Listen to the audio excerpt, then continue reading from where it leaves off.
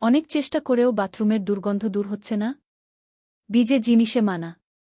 বাথরুমে ভিজে তোয়ালে, গামছা কিংবা কাপড় রাখবেন না। ভেজা কাপড়ের কারণে বাথরুম স্যাঁতস্যাঁতে হয়ে যায়।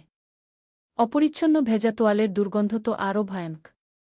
বালতিতে কাপড় ভিজিয়ে দিনের পর দিন রেখে দিলেও দুর্গন্ধ বের হয়। ভেজা কাপড়, তোয়ালে, গামছা, জুতো ইত্যাদি জল ঝরিয়ে বাইরে খোলা হাওয়ায় শুকোতে দিন। তোয়ালে বা গামছা নিয়মিত সাবানে ধুয়ে নিন। সুগন্ধির প্যাকেট।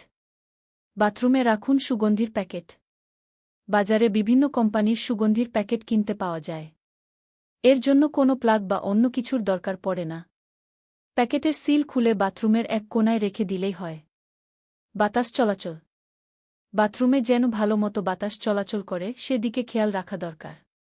এই ব্যবস্থা বাথরুম তৈরির সময় দেখে নিতে হবে।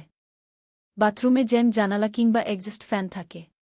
বাথরুম ব্যবহারের পর জানলা খুলে দিন বা এক্সস্ট চালিয়ে দিন। ভিতরের গন্ধ যেন বেরিয়ে যায় খেয়াল রাখুন। অ্যাবজর্ভার। বাথরুমে ব্যবহার করুন দুর্গন্ধ এবং আর্দ্রতা দূর করার শোষক বা অ্যাবজর্ভার। এই অ্যাবজর্ভারগুলি আকারে ছোট এবং দামেও কম। স্যানিটারি শপে এগুলি কিনতে পাওয়া যায়। অনলাইনেও পেয়ে যাবেন। তবে নিয়মিত এই অ্যাবজর্ভারগুলি পরিবর্তন করতে হয়।